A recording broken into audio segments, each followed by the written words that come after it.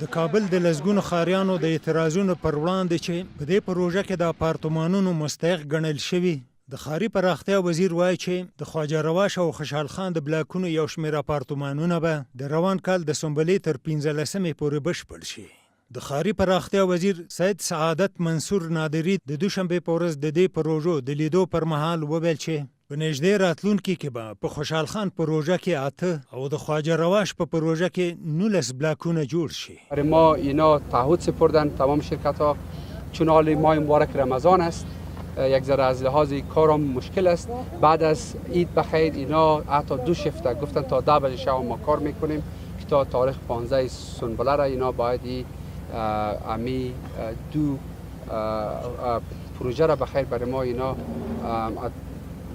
تسلیم بدن. د ښاري پراختیا وزیر دا خبرې په داسې حال کې کوي چې سبا د 10 ورځې مخکې د کابل په لسګونو ښاریانو چې په دې پروژو کې د اپارتمانونو مستحق ګڼل شوي او د هغو په خبره پیسې هم دولت ته رسولي، د دې پروژو په کمزورو کارونو اعتراضونه وکړل.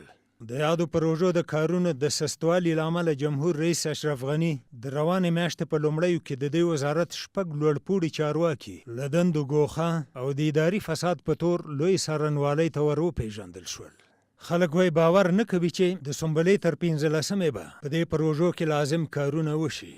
خو د ښاري پراختیا وزیر وایي چې د ساختماني شرکتونو ژمنه یې اخیستې چې تر ټاکلې نیټې به خپل کارونه بشپړ کړي. د ښاري پراختیا وزیر دا هم وویل چې که د شرکتونو په چارو کې ځنډ رامنځته شي قانوني چلند به ورسره وکړي. اگر شرکتی را که ما بفهمیم که اونا کار خود تا 15 سنبله را تکمیل نمیکنه، یکی از بندایی که تفاهم با اونا کردیم موضوع جریمه بود و اونا را در عین زمان بلک لیست هم میکنیم.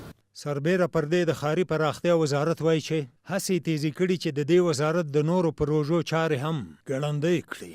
په عین وخت کې خلک د دې پروژو د کارونو پر کیفیت هم تاکید کوي. په دې اړه د ښاري پراختیا وزارت ډاډ ورکوي چې د کارونو کیفیت په پام کې نیول شوی دی. دا چې د دې پروژو ځینې اپارتمانونه به تر ټاکلې نیټې پورې بشپړ شي او که نه دا به وروسته معلومه شي.